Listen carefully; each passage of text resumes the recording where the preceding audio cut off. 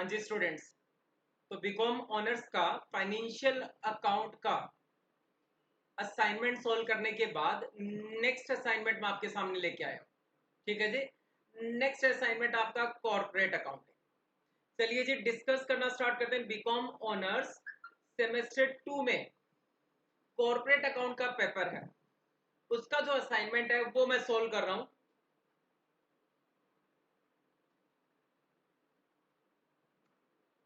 ठीक है, तो आप चेक कर लीजिएगा कि बीकॉम ऑनर्स का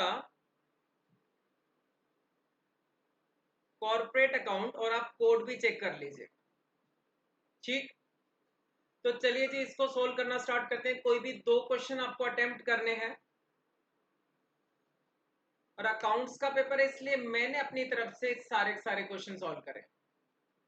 ठीक है, तो देखिए जी क्वेश्चन नंबर 1A में बायबैक के प्रोविजन पूछे गए हैं, तो आप यहां से नोट कर सकते हैं, पूरी तरह से आपको विजिबल है।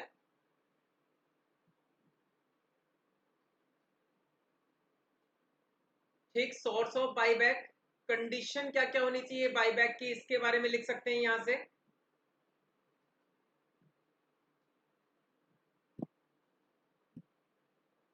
बायबैक फ्रॉम होम, किस किस के शेयर आप बायबैक कर सकते हो। ठीक है जी, डेक्लेरेशन ऑफ सोल्वेंसी 4, 5, 6, 7, 8, 9, ये सारे पॉइंट आप डिस्कस कर सकते हैं।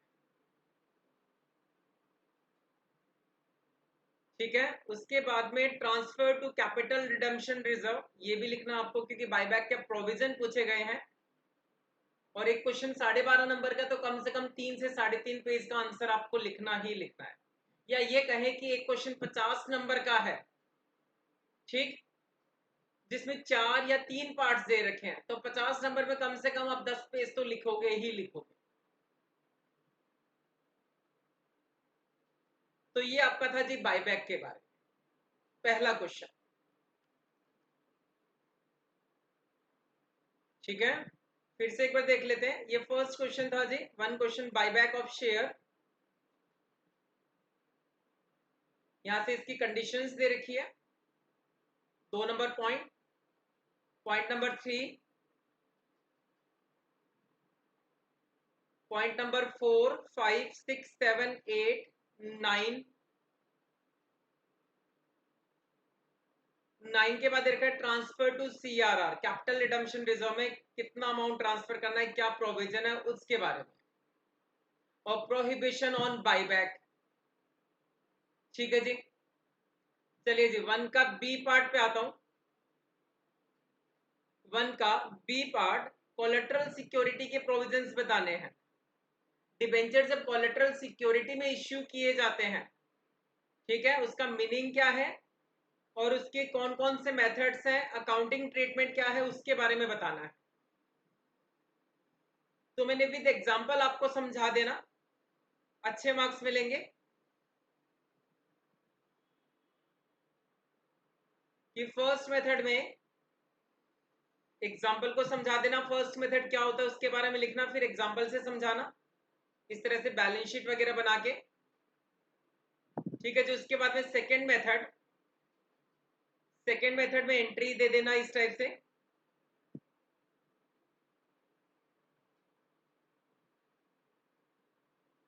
ठीक है, और एग्जाम्पल से भी समझा देना इसे।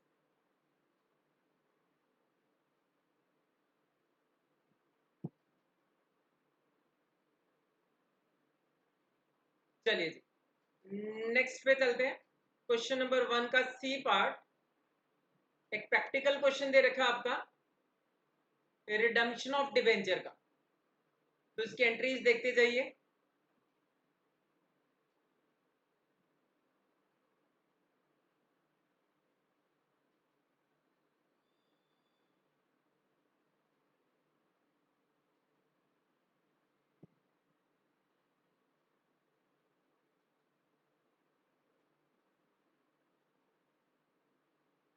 केवल रिडम्पशन ऑफ डिबेंचर की एंट्री पूछी गई थी।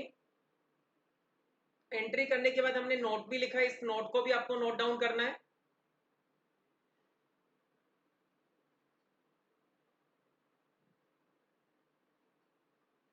फिर दूसरा पॉइंट मैंने लिखा है नोट में कि डिबेंचर इंटरेस्ट के बारे में क्वेश्चन साइलेंट है, लेकिन अगर आप इंटरेस्ट एंट्री करना चाहते हैं तो आप ये एंट्री करके दिखा सकते हैं।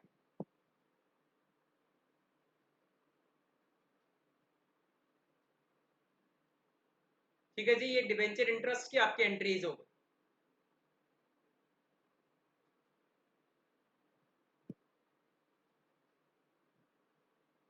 उसके बाद वर्किंग नोट कि कैसे डीआरआर में अमाउंट ट्रांसफर किया, कौन सा रूल है, कौन सा एक्ट है, और कैसे डीआरआई क्रिएट करते हैं, वो सारा वर्किंग नोट में मैंने मेंशन करा हुआ है।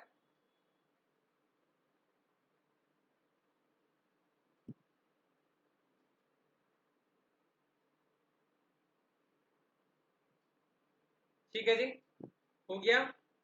चलिए जी आगे चलते हैं नेक्स्ट क्वेश्चन, क्वेश्चन नंबर 2 पे। और 2 भी दो पार्ट्स में डिवाइडेड है, 2A है और 2B है। ठीक, 2A में क्या क्या, मशीन खरीदी और बदले में कुछ अमाउंट का चेक इश्यू कर दिया, बाकी के लिए डिबेंचर इश्यू कर दिए। तो बुक्स ऑफ भारत लिमिटेड में दिल्ली मशीन लिमिटेड से मशीन परचेज की थी। तो ये आपके एंट्रीज।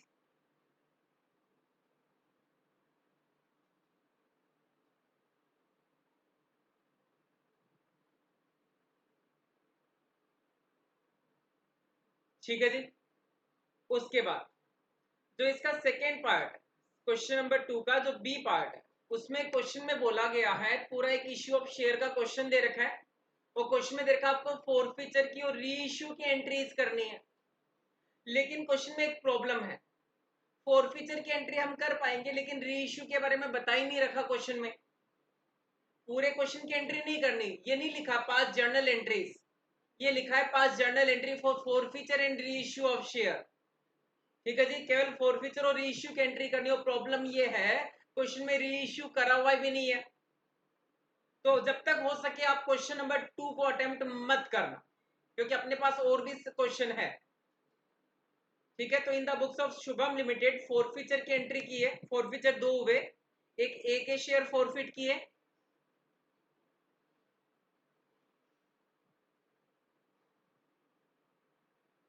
और जब बी के शेयर फोरफिट किए तब भी एंट्री कर दी। यहां तक तो पॉसिबल था एंट्री करना, लेकिन क्वेश्चन में री इश्यू के बारे में बताया भी नहीं गया।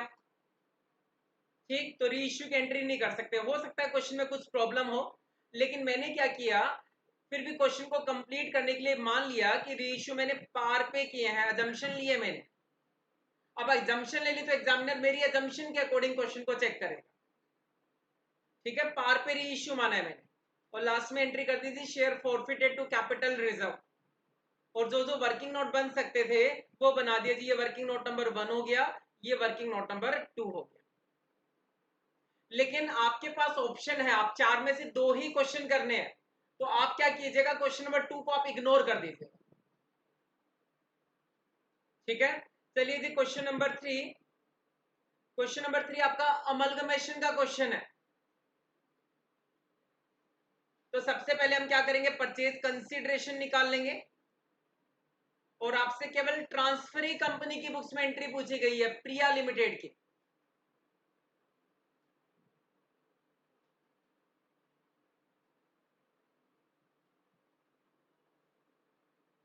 परचेज कंसीडरेशन निकालने के बाद प्रिया लिमिटेड की बुक्स बनाएंगे, उसमें एंट्रीज करना स्टार्ट करेंगे। पहली एंट्री बिजनेस को खरीदने की, परचेज कंसीडरेशन की।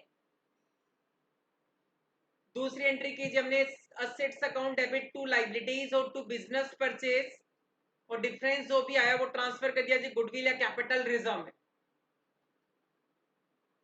इसको करने के बाद तीसरी एंट्री परचेज कंसीडरेशन पे करने की एंट्री कर दी, और सारा सारा परचेज कंसीडरेशन हमने इक्विटी शेयर में पे किया। फिर 12% डिबेंचर वालों को 12% डिबेंचर ही दे दिए,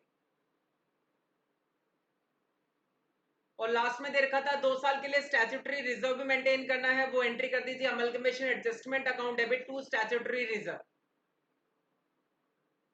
ठीक है जी, उसके बाद अपने को नेक्स्ट क्वेश्चन दे रखा है कैश फ्लो स्टेटमेंट का।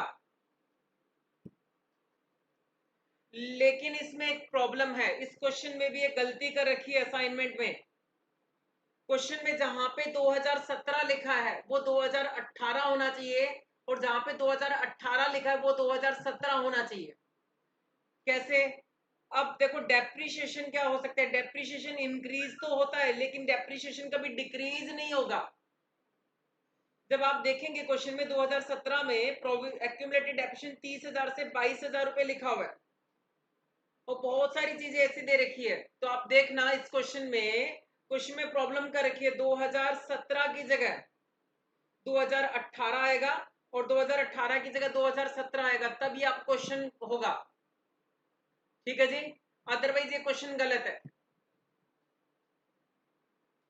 तो कैश फ्लो स्टेटमेंट 31 मार्च 2018 को बनाया मैंने।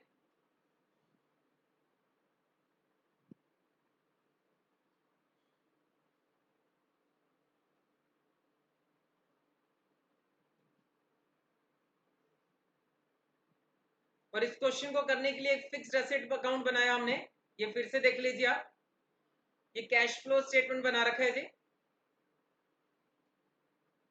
ऑपरेटिंग, इन्वेस्टिंग और फाइनेंसिंग। इस क्वेश्चन को करने के लिए जी वर्किंग नोट बनाया, फिक्स्ड एसेट का अकाउंट मेंटेन किया, प्रोविजन या एक्यूमुलेटेड डेप्रिसिएशन अकाउंट बनाया, profit before tax and extra ordinary item निकालने के लिए ये सरप्लस अकाउंट भी बनाया हमने, और लास्ट में एक प्रोविजन फॉर टैक्सेशन अकाउंट भी मेंटेन किया। ठीक है, ये था आपका assignment. BCom honours second semester में जो कॉर्पोरेट अकाउंट का पेपर है वो मैंने सॉल्व किया।